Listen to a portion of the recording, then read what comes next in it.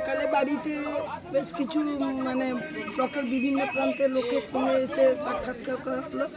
ওখান থেকে বেরিয়ে এসে নারমাতে একটি দেশ পুজো হয়েছিল, সেখানে অনেক লোকের সমাগম। ওখানে পুজোতে মন্দিরে প্রণাম করে পুজো দিয়ে সেখান থেকে ফিরে এসে একটি কর্মী সভা হলো নারায়ণগড় 6 নম্বর অঞ্চলে সবাইকে নিয়ে, এবং কর্মী সভার পর আমরা বাড্রাবাদ অঞ্চলে ভুটখোলা গাড়িতে করে একেবারে প্রায় 14-15 কিলোমিটার জুড়ে বিভিন্ন বুথের সংযোগস্থলে নেমে সমস্ত কর্মীদের সঙ্গে যোগাযোগ, হাত মিলানো, তাদের শুভেচ্ছা বিনিময়, এবং শেষে এসে আমরা এখানে পৌঁছেছি শালজোড়া মায়ের মন্দিরে এবং বাসন্তী উৎসবে।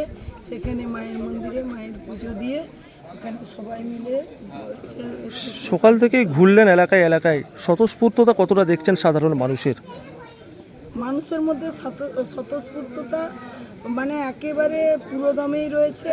কারণ ভরকর দুপুরেও একেবারে রাস্তার উপর দাঁড়িয়ে যে জনসমর্থন পেয়েছি, তার মানে মানুষ দিদিকে ভালোবাসে এবং দিদির পাশে রয়েছে।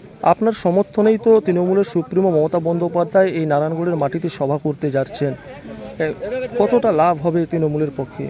পুরোটাই লাভ।